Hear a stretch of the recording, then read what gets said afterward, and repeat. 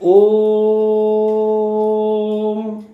माँ लक्ष्मी देवी नमः। ओम माँ लक्ष्मी देवी नमः। ओम माँ लक्ष्मी देवी नमः। सुदशा व्रत दमयंतीकर श्री सुदशा व्रत कथा आरंभ। बंदई परम लक्ष्मी जगत तारिणी समुद्र मंथन जात होइलु तु पुणी तेणु करी नाम हेला लक्ष्मी नारायणी विष्णुंक घरणी माग अटु कमलिनी। एथु अनंतरे दिने एमंत समये नारद महर्षि इंद्र भुवने विजये षडार्घ्य देई इंद्र पाद पूजा कले बसिवा निमंते दिव्य आसने देले। इंद्र उवाच केवल व्रत कले केवल फल पाई घर घरणी पुत्र दुहिता केमंत मिलाई। एहा मोते संक्षेपिण कहिबा गोसाई तब मुखु शुणिले तेजीबि मुहि। नारद उवाच शुण एबे इंद्र सेहि व्रतर महिमा जहिरे संतोष हुंती महालक्ष्मी उमा। मर्त्य मंडल रे तार अवंती नगर तही विष्णु कर बोली अटे दुई जबर। ताहार भारी जा नाम अटे लक्ष्मीवती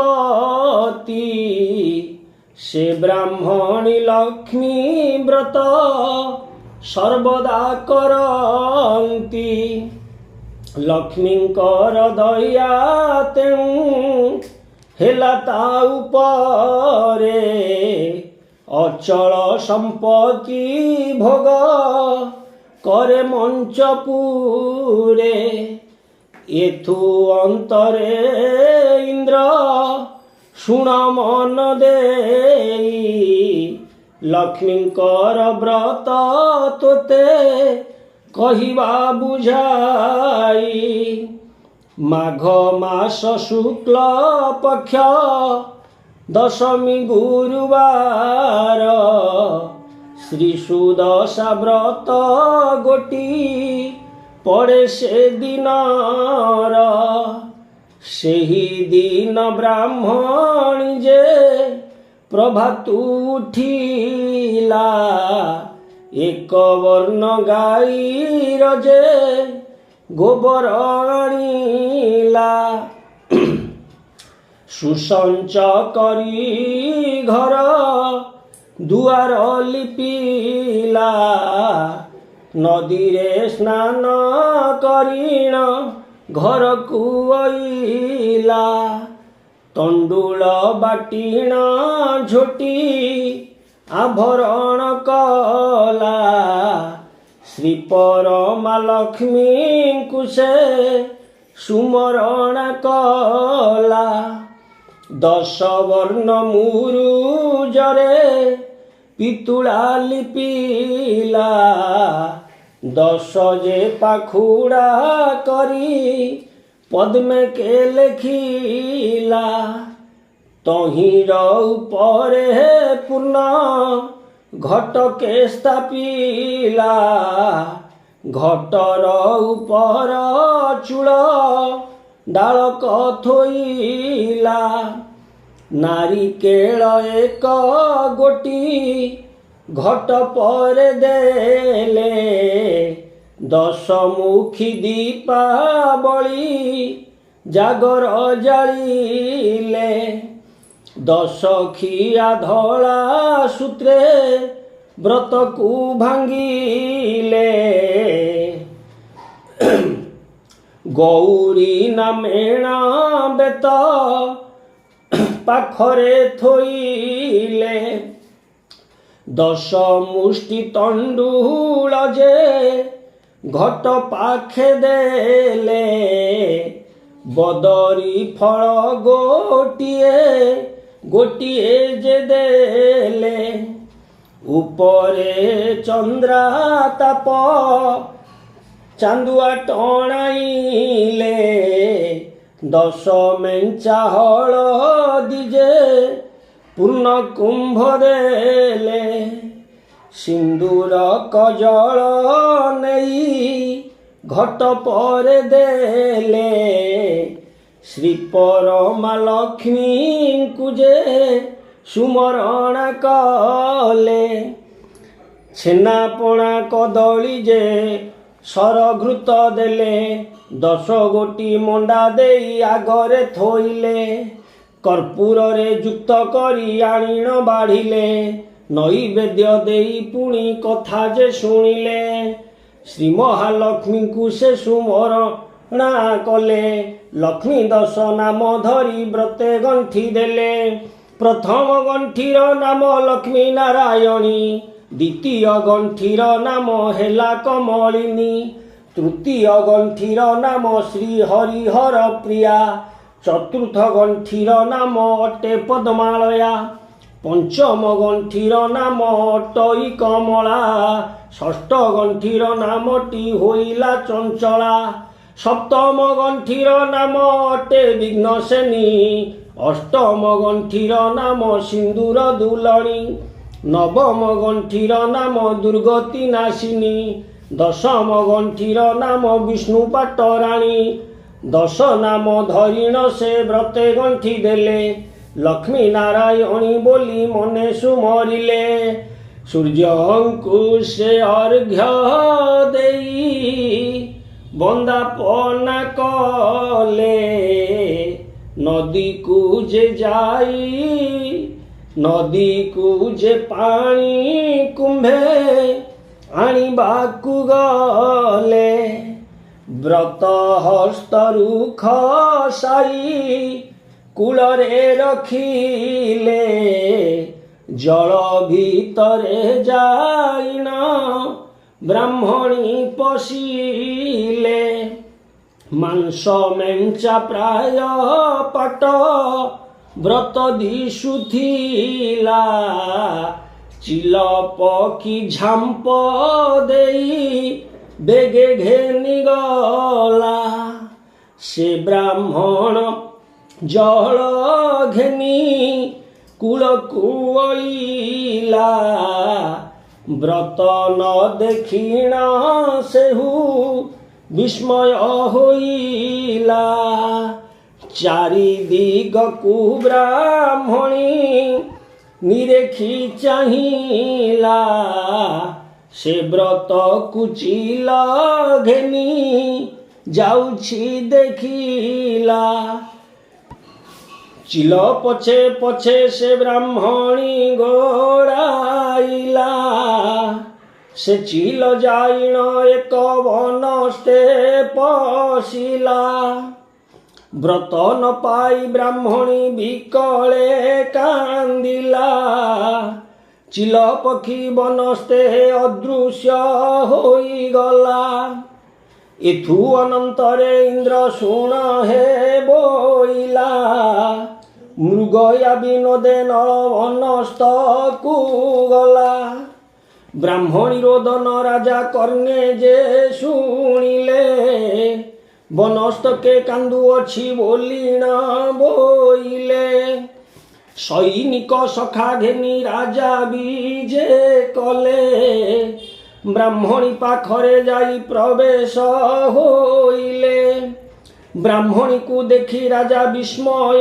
ହୋଇଲେ, କି ନିମନ୍ତେ କାନ୍ଦୁଅଛ ବୋଲିଣ ବୋଇଲେ, ଏହା ଶୁଣି ବ୍ରାହ୍ମଣୀ ଯେ ରାଜାଙ୍କୁ କହି, ମୋର ଦୁଃଖକୁ ଆଉ ପାରିବ କି ଫେଇ, ନଳ ରାଜା ବୋଇଲେ ଯେ କି ଦୁଃଖ ତୋହର, ମୋ ଆଗେ କହିଲେ ତାହା କରିବ ଦୂର, ଏହା ଶୁଣି ବ୍ରାହ୍ମଣୀ ଯେ ବୋଲଇ ଉତ୍ତର, ସତ୍ୟ କର ତୁମ୍ଭେ ରାଜା କରିବି ଛାମୁର। ବ୍ରାହ୍ମଣୀର ବାକ୍ୟ ଶୁଣି ରାଜା ସତ୍ୟ କଲେ, ଯାହା ତୁମ୍ଭେ ମାଗ ତାହା ଦେବଇ ବୋଇଲେ। ଏହା ଶୁଣି ବ୍ରାହ୍ମଣୀ ଯେ ହରଷ ହୋଇଲା, ମୋହର ବ୍ରତ ଚିଲ ଚିଲ ଘେନିଗଲା। ମୋହର ସୁଦଶା ବ୍ରତ ଚିଲ ଘେନିଗଲା। ତୁମ୍ଭର ଯେ ମହାଦେଇ ବ୍ରତ କରୁଛନ୍ତି, ସେହି ବ୍ରତ ଗୋଟି ତୁମ୍ଭେ ଦେବା ହେ ନୃପତି। ଏହା ଶୁଣି ମହାରାଜା ସନମତ କଲେ, ବ୍ରାହ୍ମଣୀକୁ ଘେନି ନିଜ ରାଜ୍ୟ ଚଳିଗଲେ। ବ୍ରାହ୍ମଣୀକୁ ସିଂହ ଦ୍ୱାରେ ବସାଇ ନୃପତି ଅନ୍ତପୁରକୁ ଗମନ କରିଲେ ତଡ଼ତି। ରାଣୀକୁ ପାଇଣ ନଳ ରାଜା ଯେ କହିଲେ, ଆମ୍ଭଙ୍କୁ ଏକ ମାଗୁଣି ଦେବଇଁ ବୋଇଲେ। ଏହା ଶୁଣି ମହାରାଣୀ ସ୍ତବ୍ଧ ହୋଇଗଲେ। ଆମ୍ଭଙ୍କୁ କିସ ମିଳିବ ଦେବଇ ବୋଇଲେ? ନଳ ରାଜା ବୋଇଲେ, ଗୋ ସତ୍ୟ ଏବେ କର, ତେବେ ମୁଁ କହିବି ସିନା ମାଗଣି ମୋହର। ଏହା ଶୁଣି ମହାଦେଇ ସତ୍ୟ ବାକ୍ୟ କଲେ, ଯେ ଇଚ୍ଛା ତୁମ୍ଭର ରାଜା ମାଗ ହୋ ବୋଇଲେ। ସତ୍ୟ ବାକ୍ୟ ଶୁଣି ରାଜା ବୋଇଲେ ଉତ୍ତର, ଶ୍ରୀ ସୁଦଶା ବ୍ରତ ଗୋଟି ଦିଅ ଗୋ ତୁମ୍ଭର। ଏହା ଶୁଣି ମହାରାଣୀ ବିସ୍ମୟ ହୋଇଲେ, ଶ୍ରୀ ସୁଦଶା ବ୍ରତ ଦେବା ନୁହଁଇ ବୋଇଲେ। ଏହି ବ୍ରତ ଗୋଟି ଅନ୍ୟକୁ ଯେ ନ ଦିଅନ୍ତି, ବ୍ରତ ଦେଲେ କନ୍ଧରୁ ଯେ ଲକ୍ଷ୍ମୀ ଛାଡ଼ି ଯାନ୍ତି। ଦରିଦ୍ର ଭିକୁକ ବ୍ୟାଧିବନ୍ତ ଯେହୁ ହୋଇ, ଲକ୍ଷ୍ମୀଙ୍କର ବ୍ରତ ଏହି ଦେଇ ନ ପାରଇ। ଜଞ୍ଜାଳ କରିଣ ରାଜା ପୁନଶ୍ଚ ମାଗିଲେ, ହସ୍ତରୁ ଖସାଇ ବ୍ରତ ରାଜା করে ଦେଲେ। ବ୍ରତ ପାଇ ମହାରାଜା ବେଗେ ଚଳିଗଲେ। ବ୍ରାହ୍ମଣୀ ହସ୍ତରେ ବ୍ରତ ନେଇ ନ ସେ ଦେଲେ। ବ୍ରତ ପାଇ ବ୍ରାହ୍ମଣୀ ଯେ ଆନନ୍ଦ ହୋଇଲା, ରାଜାଙ୍କୁ ଆଶିଷ କରି ନିଜ ପୁରେ ଗଲା। ସେ ବ୍ରତ ନେଲା କଞ୍ଚା ଦୁଧରେ ଧୋଇଲା, 10 ଗୋଟି ମଣ୍ଡା କରି ପାଣି ଛଡ଼ାଇଲା। ଆପଣା ହସ୍ତରେ ନେଇ ବ୍ରତକୁ ବାନ୍ଧିଲା, ପାରଣା କରି ବ୍ରାହ୍ମଣୀ ଆନନ୍ଦେ ରହିଲା। ନାରଦକୁ ଚାହିଁ ଇନ୍ଦ୍ର ପୁଣି ପୁଚ୍ଛା କଲେ, ନଳ ରାଜାଙ୍କର କିସ ହୋଇଲା ବୋଇଲେ। ନାରଦ ବୋଇଲେ, ଶୁଣ ଇନ୍ଦ୍ର ମନ ଦେଇ, ନଳ ରାଜାଙ୍କର ବିପତ୍ତି ତତେ ଦେବା କହି। ଚରି ଯିବା ଗୋରୁ ଆଉ ଘରକୁ ନଇଲେ, ପୋତିଲାର ଧାନ ସବୁ ବାସୁକି ହରିଲେ। ଚରି ଯିବା ଗୋରୁ ଆଉ ଘରକୁ ନଇଲେ, ପୋତିଲାର ଧାନ ସବୁ ବାସୁକି ହରିଲେ। ଧାନ ଚାଉଳ ତ ସବୁ ବସି ସେ ଯେ ଖାଇଲେ, ଶତ୍ରୁ ଆସୀନ ରାଜ୍ୟରେ ଉପଗତ ହେଲେ। ରାଜା ରାଣୀ ଅନ୍ନ ବସ୍ତ୍ର କିଛି ନ ପାଇଲେ, ରାଜାଙ୍କୁ ରାତ୍ରରେ କାଳ ପୁରୁଷ ଡାକିଲେ। ରାଜ୍ୟ ଛାଡ଼ି କରି ରାଜା ପଳାଇ ନ ଯା, ରାଜ୍ୟ ଥିଲେ ନିଶ୍ଚୟ ମରିବୁ ନୃପ ନାହା। ଏହା ଶୁଣି ନଳ ରାଜା ତେଜିଣ ଉଠିଲେ, ମହାଦେଇ ପାଶେ ଯାଇ ସକଳ କହିଲେ, ଚାଲ ତୁମ୍ଭ ପିତା ଘର ଯିବା ହେ ବୋଇଲେ। ଏହା ଶୁଣି ମହାଦେଇ ସନମତ କଲେ। ସଭାଚନ୍ଦ୍ର କୁମୁରଙ୍କୁ ହକାରି ଆଣିଲେ, ଗୃହକୁ ଛାଡ଼ି ନ ବିଜେ ରାଜା ରାଣୀ ଗଲେ। ପ୍ରଥମରେ ଯାଇ ଏକ ପୋଖରୀ ଦେଖିଲେ, ଏଠାରେ ସ୍ନାନ ରାଣୀ କରିବା ବୋଇଲେ। ଏଠାରେ ସ୍ନାନ କରି ଯେ କିସ କରିବା, ପାଶରେ ତ କିଛି ନାହିଁ କଣ ଖାଇବା। ଏହା କହି ରାଜା ରାଣୀ ଜଳରେ ପଶିଲେ, 4ଟି ଗଡ଼ିଆ ମାଛ ଧରି ନ ଆଣିଲେ। ଏହି ମାଛ ପୋଡ଼ି ରାଣୀ ରଖିଥାଅ ନେଇ, ପାଖେ ଅଛି ଗ୍ରାମେ ଭିକ୍ଷା ମାଗି ନ ଆଣଇ। ଏହା କହି ମହାରାଜା ବିଜେ କରିଗଲେ, ବିଷ୍ଣୁଙ୍କର ପଣ୍ଡା ଘରେ ପ୍ରବେଶ ହୋଇଲେ। ଆମ୍ଭଙ୍କୁ ଭୋଜନ କିଛି ଦେବ କି ବୋଇଲେ। ଏହା ଶୁଣି ବ୍ରାହ୍ମଣୀ ଯେ ଅନ୍ନ ଆଣି ଦେଲେ। ହରଷ ହୋଇ ରାଜାଟି ଲେଉଟି ଅଇଲେ, ଗୃହେ ପତ୍ନୀ କରେ ଅନ୍ନ ଦାନକୁ ଥୋଇଲେ। ଝାମ୍ପ ଦେଇ କାକ ପକ୍ଷୀ ଦାନ ଘେନିଗଲା। ତଳେ ପଡ଼ି ଅନ୍ନ ବାଟି ଧୂଳି ହୋଇଗଲା। ବିରସ ହୋଇଣ ରାଜା ସେଠାରେ ଆସିଲେ। ଏହା ଦେଖି ରାଜା ରାଣୀ ସ୍ତମ୍ଭୀଭୂତ ହେଲେ। ଯେଉଁ ମାଛ ପୋଡ଼ି ରାଣୀ ରଖିଥିଲେ ନେଇ, ସେଇ ମାଛ ଜୀବ ପାଇ ଜଳେ ଗଲା ଡେଇଁ। ଆଚମ୍ବିତ ହୋଇ ରାଣୀ କଲେ କ୍ରନ୍ଦନ। ପାଶେ ଆଣି ମହାରାଜା ମିଳିଲେ ବହନ। ମହାରାଣୀ ବୋଲେ ଲକ୍ଷ୍ମୀ ଛାଡ଼ିଲେ ଆମ୍ଭଙ୍କୁ। ପୋଡ଼ା ମାଛ ଜୀବ ପାଇ ଡେଇଁଲେ ଜଳକୁ। ଏହା ଦେଖି ମହାରାଜା ବିସ୍ମୟ ହୋଇଲେ। ଚାଲ ଏଠାବରୁ ରାଜା ବୋଲିଣ ବୋଇଲେ। ଏତେ କହି ରାଜା ରାଣୀ ବିଜେ କରି ଗଲେ। ବନସ୍ତ ଭିତରେ ଏକ ନଦୀ ଯେ ଦେଖିଲେ। ସଭାଚନ୍ଦ୍ର କୁମରକୁ କୋଳରେ ଧଇଲେ। ନଦୀ ପାର ହୋଇ ରାଜା ରାଣୀ ଯାଉଥିଲେ।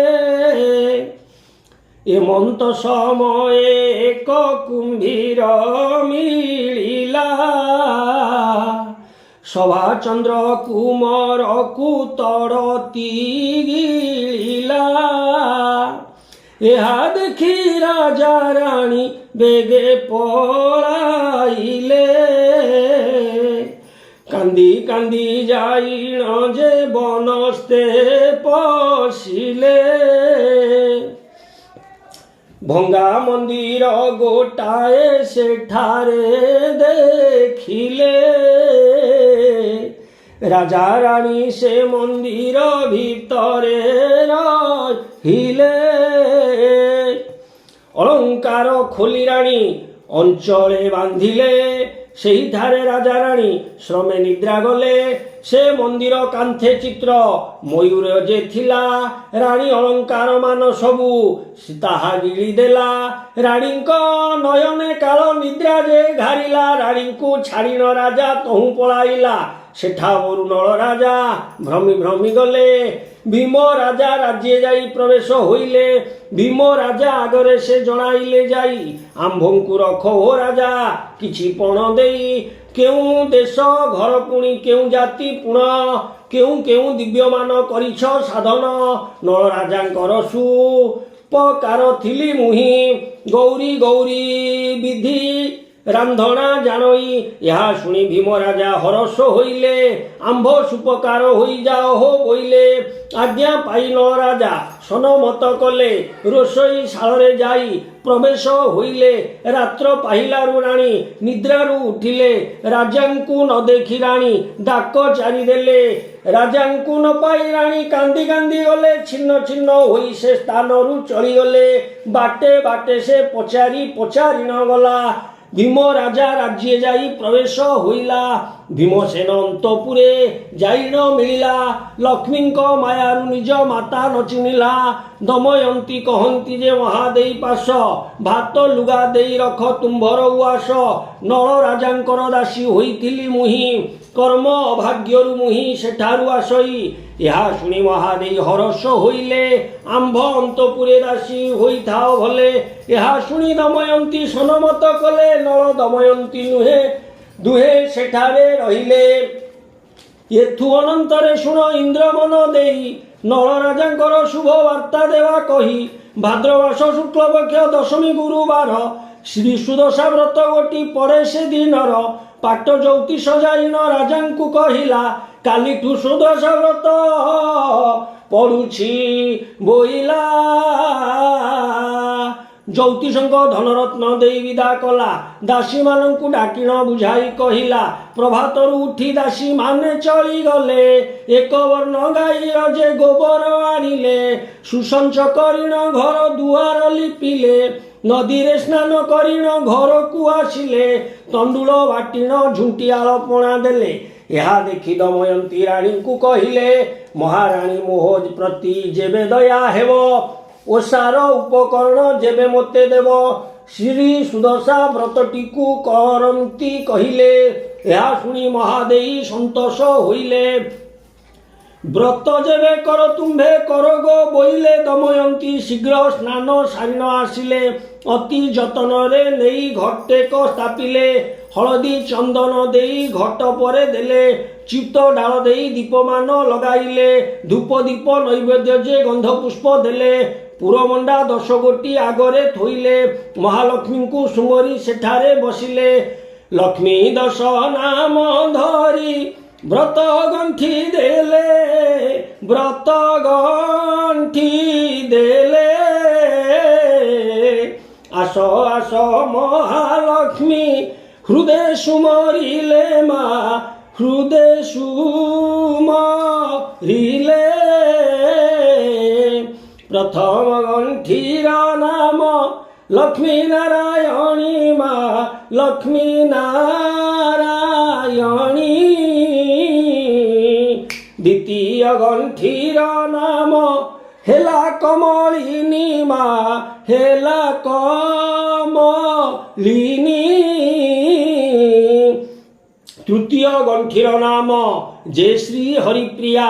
ଚତୁର୍ଥ ଗଣ୍ଠିର ନାମ ଅଟେ ପଦ୍ମାଳୟା। ପଞ୍ଚମ ଗଣ୍ଠିର ନାମ ଅଟଇ କମଳା। ଷଷ୍ଠ ଗଣ୍ଠିର ନାମଟି ହୋଇଲା ଚଞ୍ଚଳା। ସପ୍ତମ ଗଣ୍ଠିର ନାମ ଅଟେ ବିଘ୍ନସେନୀ। ଅଷ୍ଟମ ଗଣ୍ଠି ନାମ ସିନ୍ଧୁର ଦୁଲଣୀ। ନବମ ଗଣ୍ଠିର ନାମ ଦୁର୍ଗତି ନାଶିନୀ। ଦଶମ ଗଣ୍ଠିର ନାମ ବିଷ୍ଣୁ ପାଟରାଣୀ।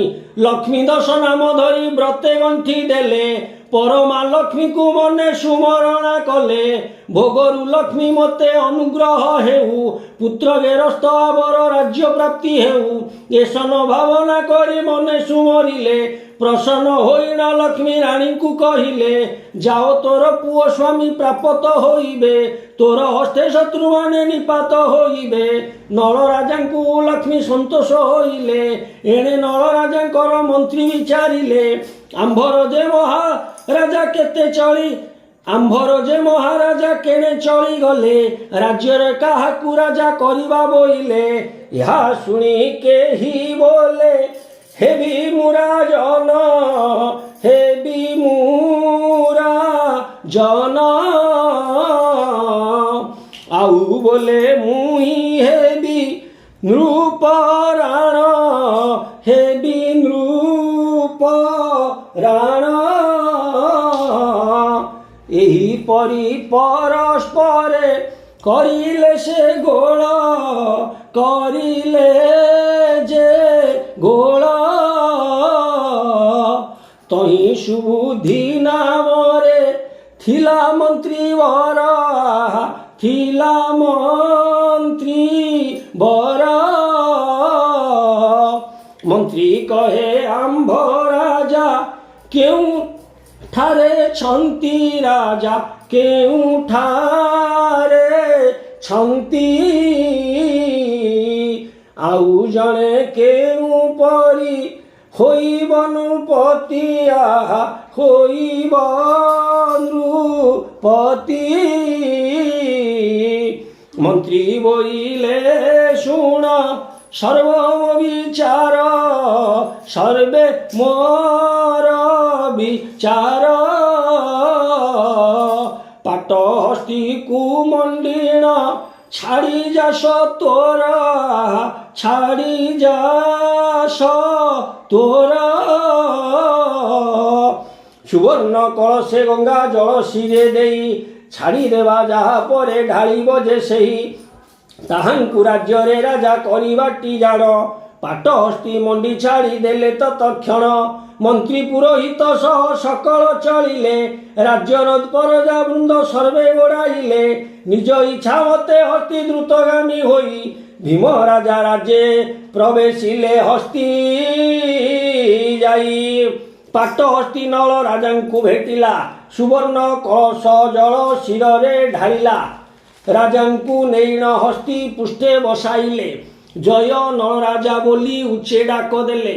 ସେ ନଗ୍ରରେ ନରନାରୀ ମାନେ ଦେଖୁଥିଲେ। ରାଜାଙ୍କ ଅଗ୍ରତେ ଯାଇ ସମସ୍ତେ କହିଲେ, ଗୁପ୍ତେ ନଳ ରାଜା ସୁପକାର ପଣେ ଥିଲେ। ଏଥି ଥିବା ଯାଏ ତା କେହି ନ ଚିହ୍ନିଲେ। ତାଙ୍କ ରାଜ୍ୟ ପାତ୍ର ମନ୍ତ୍ରୀ ସମସ୍ତେ ଅଇଲେ। ନଳ ରାଜାଙ୍କୁ ହସ୍ତିର ପୃଷ୍ଠେ ବସାଇଲେ। ଏହା ଶୁଣି ଭୀମ ରାଜା ହରଷ ହୋଇଲେ। ନଳ ରାଜାଙ୍କୁ ଗୌରବ କରି ଘେନି ଗଲେ। ଅନ୍ତପୁରେ ରାଣୀ ଦମୟନ୍ତୀଙ୍କୁ ଚିହ୍ନିଲେ। ଏତେ ଆମ ଦମୟନ୍ତୀ ଦୁହିତା ବୋଇଲେ। କି ନିମନ୍ତେ ଆସି ଏଥି ଗୁପତେ ରହିଲେ। କି ନିମନ୍ତେ ଏ ବିରୂପ ରୂପ ଧୋଇଥିଲେ। ଦମୟନ୍ତୀ ଏହା ଶୁଣି ବୁଝାଇ କହିଲେ, ଲକ୍ଷ୍ମୀ ଦ୍ରୋହ କରିବାରୁ ରାଜ୍ୟ ଉଡ଼ାଇଲେ। ବନସ୍ଥ ମଧ୍ୟରେ ସଭାଚନ୍ଦ୍ରକୁ ହରାଇ। ମୋତେ ଛାଡ଼ି କରି ରାଜା ପଳେ ଗଲେ ପଳାଇ। ଏହା ଶୁଣି ମହାଦେଇ ରାଜାଙ୍କୁ କହନ୍ତି, ଆମ୍ଭ ଗୃହେ ଦମୟନ୍ତୀ ଝିଅ ରହିଛନ୍ତି। ଭୀମ ରାଜା କହନ୍ତି, ନଳ ଆସିଛନ୍ତି। ଏହା ଦେଖି ରାଜା ରାଣୀ ହରଷ ହୁଅନ୍ତି। ଦମୟନ୍ତୀଙ୍କୁ ଧରିଣ ନଳ ପାଶେ ଗଲେ। ଦମୟନ୍ତୀଙ୍କୁ ଦେଖିଣ ନଳ ଖୁସି ହେଲେ। ରାଜା ରାଣୀଙ୍କ ପାଦ ତଳେ ଯେ ପଡ଼ିଲେ। ମନବାଞ୍ଛା ପୂର୍ଣ୍ଣ ହେଉ ବୋଲିଣ ବୋଇଲେ। କିଛି ଦିନ ନଳ ପୁଣି ସେଠାରେ ରହିଲେ। ଏହା ଦେଖି ରାଜା ରାଣୀ ହରଷ ହୋଇଲେ। ରାଜାଙ୍କ ଅଗ୍ରତେ ଯାଇ ନଳ ଜଣାଇଲେ। ନିଜ ରାଜ୍ୟକୁ ଚଳିବୁ ଆଜ୍ଞା ତୁମ୍ଭେ ଦେଲେ। ବିଧି ମତେ ସମ୍ମାନ ନଳ ରାଜାଙ୍କୁ ଯେ କଲେ। ପାଟ ପୀତାମ୍ବର ରାଜା ଯେ ପିନ୍ଧିଲେ। ନାନା ଅଳଙ୍କାର ଦେଇ ଭୂଷଣ କରିଲେ। ବିନୟ ହୋଇଣ ରାଣୀ ମାତାଙ୍କୁ କହିଲେ। ଦୟା ରଖିବ ପିତା ମାତାଙ୍କୁ କହିଲେ। ଆଶିଷ କଲ୍ୟାଣ କରି ବିନୟ ହୋଇଲେ।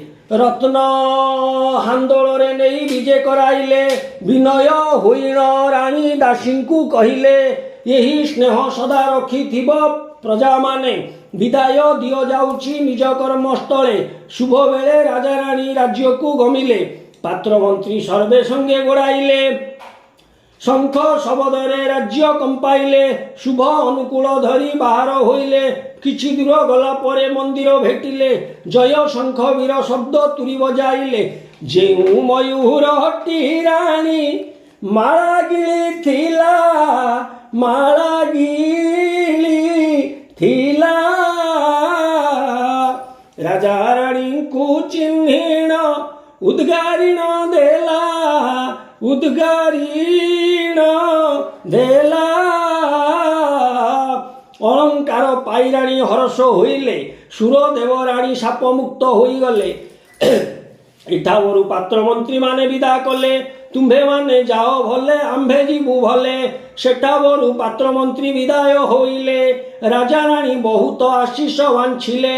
ହସ୍ତିପୃଷ୍ଠେ ବସି ରାଜା ରାଣୀ ଚାଲିଗଲେ। ବନସ୍ଥ କନ୍ଦରେ ନଦୀ ନିକଟେ ମିଳିଲେ। ଶଙ୍ଖଧ୍ୱନି ଶବଦରେ ନଦୀ କମ୍ପିଗଲା। ଶବ୍ଦ ଶୁଣିଣ କୁମ୍ଭୀର ତଡ଼ିତ ଆସିଲା। ସଙ୍ଗେ ସଙ୍ଗେ ସଭାଚନ୍ଦ୍ର ଉଦ୍ଗାରିଣ ଦେଲା। ଏ ଜନ୍ମରୁ ମୋତେ ମୁକ୍ତ କରନ୍ତୁ ବୋଇଲା। ପୁତ୍ରକୁ ପାଇଣ ରାଣୀ ହରଷ ହୋଇଲେ। ଶୁଭଦେବ ରାଜ୍ୟ ସାପୁ ମୁକ୍ତ ହୁଅ ଭଲେ। ସଭାଚନ୍ଦ୍ରକୁ ନେଇଣ କୋଳେ ବସାଇଲେ। ସେଠାରୁ ରାଜା ରାଣୀ ସୁଧରେ ଚଳିଲେ। ମହାଲକ୍ଷ୍ମୀ ନଳକୂପେ ସୁଦୟା କରିଲେ। ମହାଲକ୍ଷ୍ମୀ ନଳକୂଜେ ସୁଦୟା କରିଲେ। ବେତାଳମାନଙ୍କୁ ଡାକି ତହୁଁ ଆଜ୍ଞା ଦେଲେ। ରାଜାର ଭଣ୍ଡାର ସର୍ବ ପୂର୍ଣ୍ଣ କରି ଆସ। ପୂର୍ଣ୍ଣ କରି ଆସି କହି ବଟି ଏଠି ବସ। ଏହା ଶୁଣି ବେତାଳ ଯେ ଶୀଘ୍ର ଚଳିଗଲେ, ନଳ ରାଜାଙ୍କ ଭଣ୍ଡାର ସମ୍ପୂର୍ଣ୍ଣ କରିଲେ।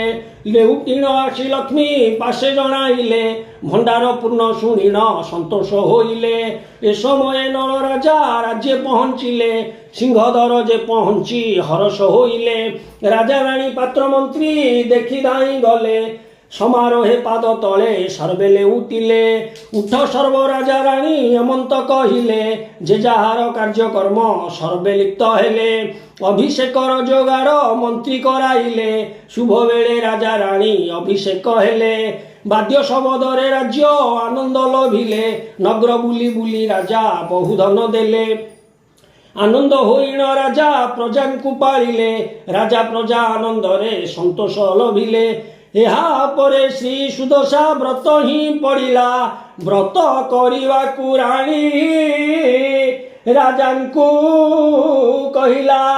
ଏମନ୍ତ ଏ ବ୍ରତ ବୋଲି ଇନ୍ଦ୍ରକୁ କହନ୍ତେ, ଇନ୍ଦ୍ର ସହିତରେ ସଚି ଏ ବ୍ରତ କରନ୍ତେ। ନାରଦ ଋଷିଙ୍କ ଠାରୁ କଥାକୁ ଶୁଣିଲେ, ବ୍ରତକୁ ସମ୍ପୂର୍ଣ୍ଣ କରି ଦକ୍ଷିଣାକୁ ଦେଲେ। ଦକ୍ଷିଣା ପାଇଣ ନାରଦ ବିଜେ କରିଗଲେ, ଏ ବିଧିରେ ନର ନାରୀ ଲକ୍ଷ୍ମୀ ବ୍ରତ କଲେ। ଯେଉଁ ନର ନାରୀ ଏଇ ବ୍ରତକୁ କରନ୍ତି, ବ୍ରତକୁ କରନ୍ତି, ତାଙ୍କ କାନ୍ଧରୁ ଲକ୍ଷ୍ମୀ କେବେ ନ ଛାଡ଼ନ୍ତି, କେବେ ନ ଛାଡ଼ନ୍ତି। ଏଣୁ ମହାଲକ୍ଷ୍ମୀ ପାଦେ ଥାଉ ମୋର ମତି ମା, ଥାଉ ମୋର ମତି। ସଦା ଜୟ ସମ୍ପୂର୍ଣ୍ଣ ହେ ସୁଦଶା ବ୍ରତଟି ମା, ସୁଦଶା ବ୍ରତଟି। ଇତି ଶ୍ରୀ ସୁଦଶା ବ୍ରତ ସଦା ଜୟ। ओम माँ लक्ष्मी देवी नमः। ओम माँ लक्ष्मी देवी नमः। ओम माँ लक्ष्मी देवी नमः। कराग्रे वसत लक्ष्मी, कर मध्ये सरस्वती, कर मूले तु गोविंद, प्रभाते कर दर्शनम। सर्वे भवन्तु सुखिनः, सर्वे सन्तु निरामया, सर्वे भद्राणि पश्यन्तु, मा कश्चित् दुःख भाग भवेत्। ओम शांति शांति शांति।